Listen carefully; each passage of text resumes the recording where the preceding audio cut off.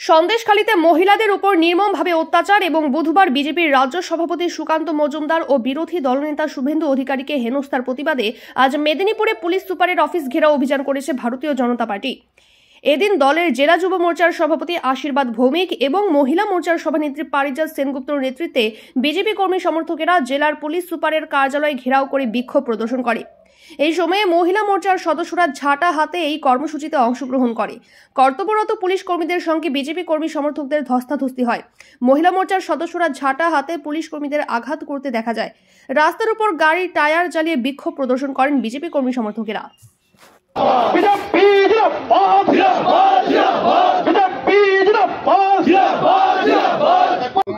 আজকে আপনাদের কি নিয়ে আন্দোলন ছিল? আপনারা জানেন বেশ কিছুদিন ধরে সন্দেশখালীর ঘটনাটা আপনাদের মাধ্যমে প্রকাশ্যে এসছে, কারণ সেখানে ভারতীয় জনতা পার্টির কোনো নেতৃত্ব সেখানে যেতে পারেননি।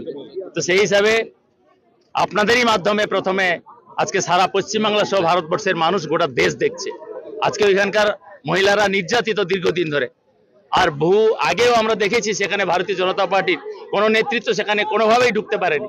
তো আজকে সেই জায়গায় ওইখানে একদম স্বতঃস্ফূর্তভাবে মহিলারা সেখানে আন্দোলনে নেমেছেন এবং যেই আন্দোলনে নেমেছেন তাদের উপরে তৃণমূলের নেতৃত্ব, তৃণমূলের সেই হারমাতদের আবার অত্যাচার শুরু হয়ে গেছে এবং প্রশাসনকে দিয়ে আজকে সেখানকার তৃণমূল সেই সমস্ত হারমাতদের গাড় করা হচ্ছে। আপনারা জানেন শাহজাহান শেখ, শিব এদের যে ওইখানেই আছেন, অথচ প্রশাসন তাদেরকে ধরছে না।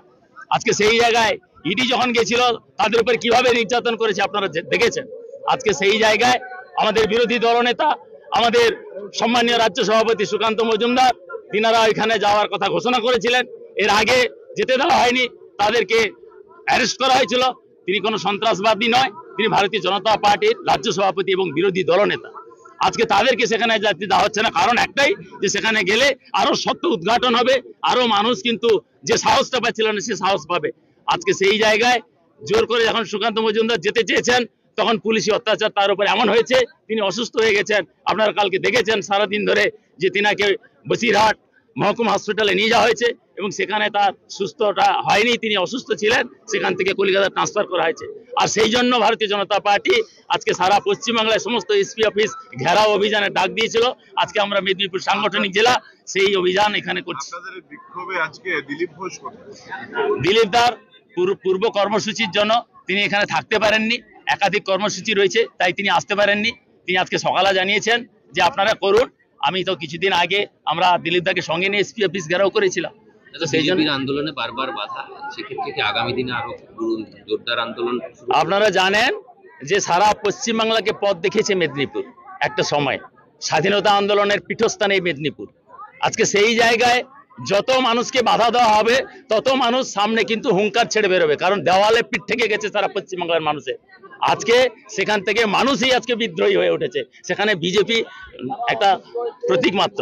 মানুষেরই আজকে বিক্ষোভ, মানুষেরই আজকে হুঙ্কার।